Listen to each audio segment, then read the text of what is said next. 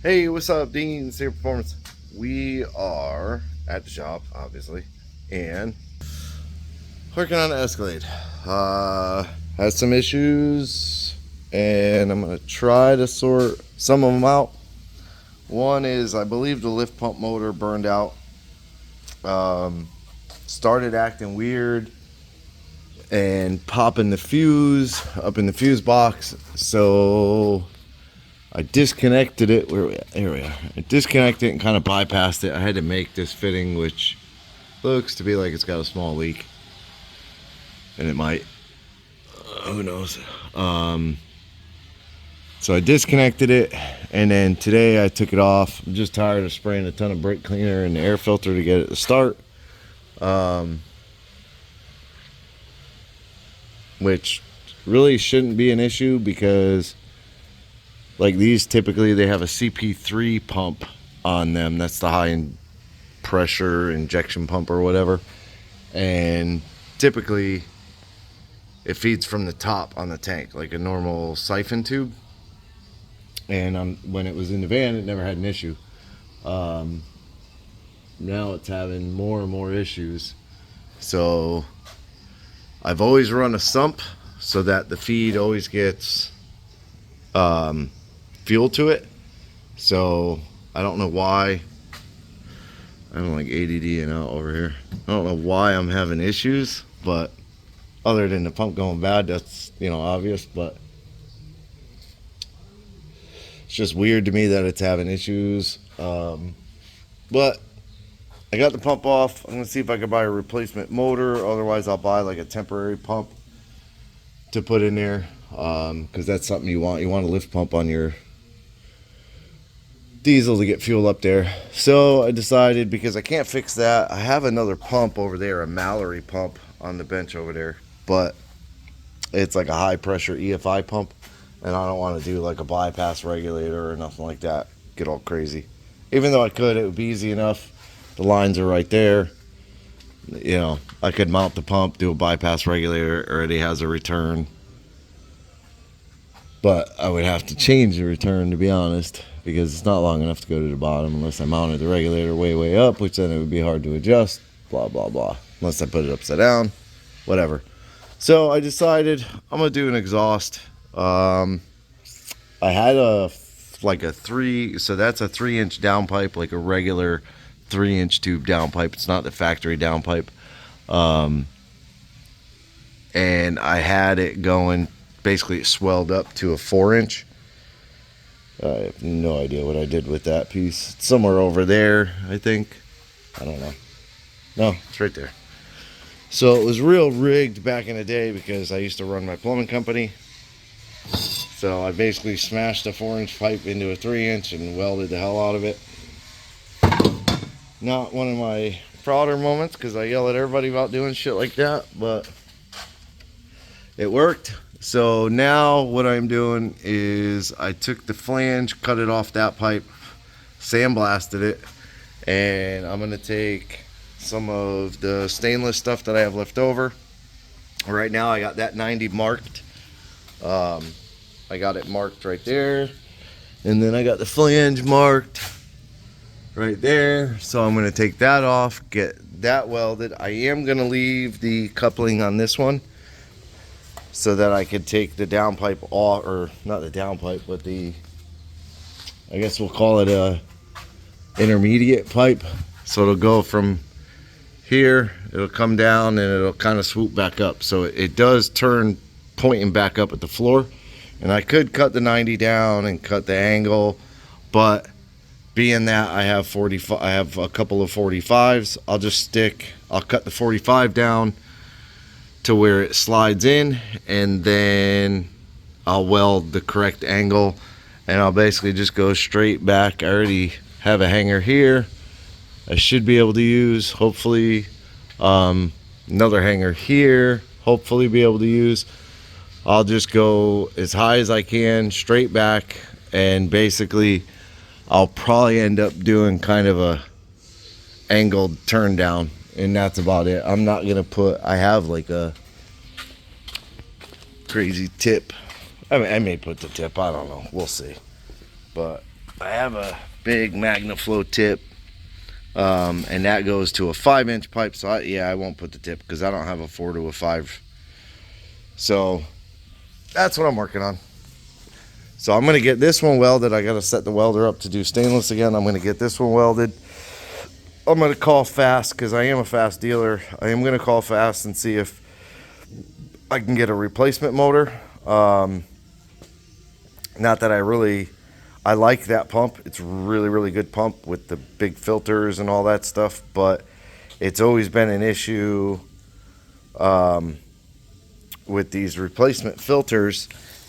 And I've always used these Donaldson ones, but you can kind of see how this drain is crooked. Well, there's like a rubber O-ring in here that's just flat, and it doesn't have anything to key itself.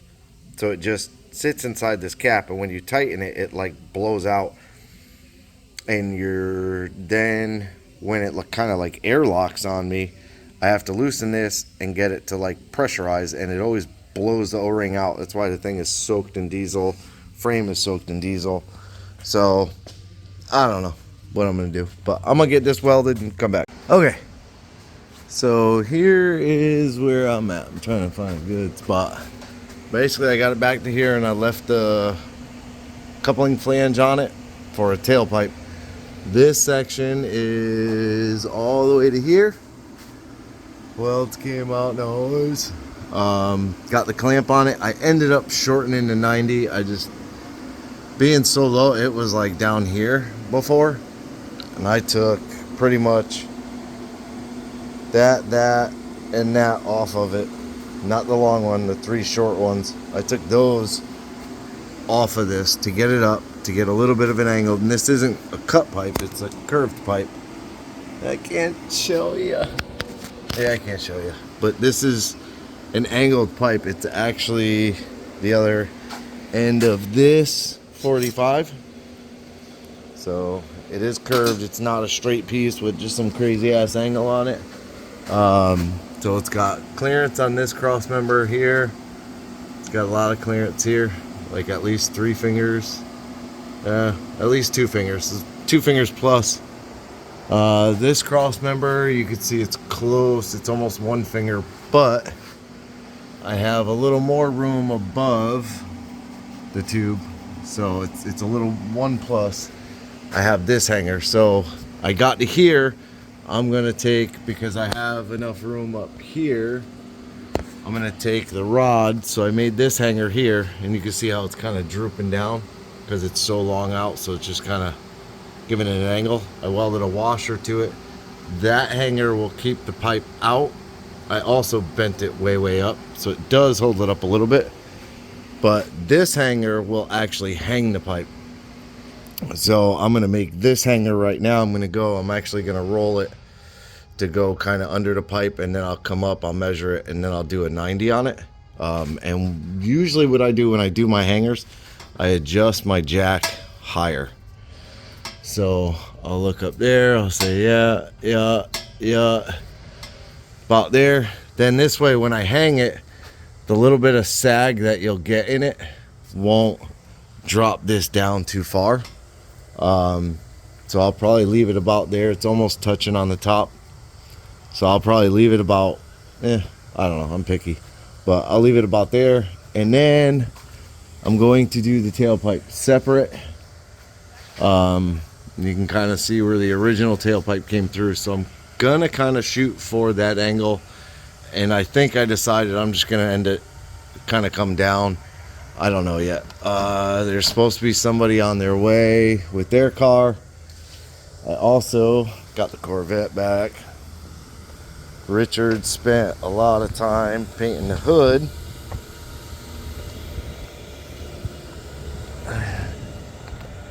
And I cannot see a difference. If there is, it is ever so slight. And this color does kind of darken with a shadow. So you got a sun here, and you got a little bit of a shadow here, so it darkens. But over here, you know, you don't have as much of a shadow on either one of them. A little bit on this side of the hood, but yeah, I think it looks awesome. He did a killer job on it. And then they washed the whole car for me. which it's sat here getting dirty now. So yeah, I will get back to work on working on this tailpipe and come back. All right, it's dark out, it's late, but I got the exhaust pipe done here. It's all clamped.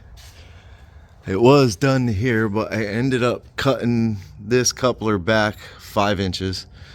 Built this hanger. It's got kind of a little goofy gap there, but it's welded here, in there.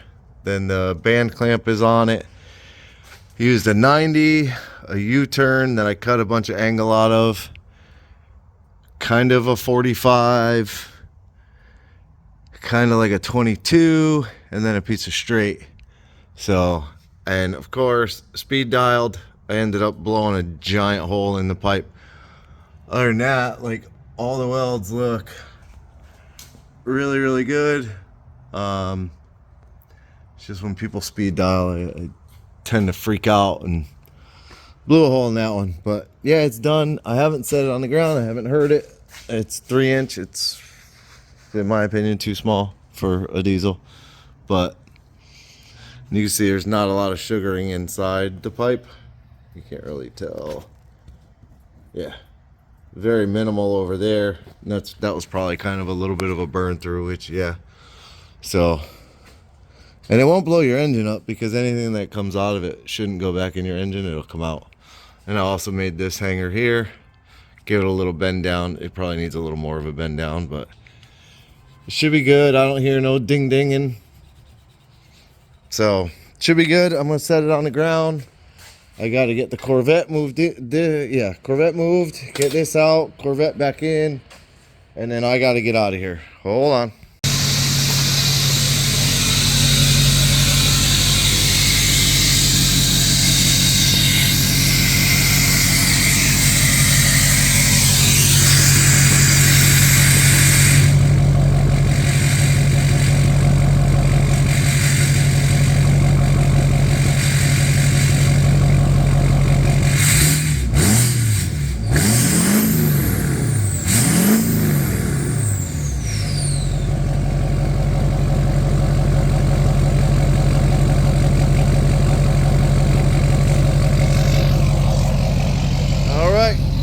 Sounds all right. It's quiet. It's really quiet.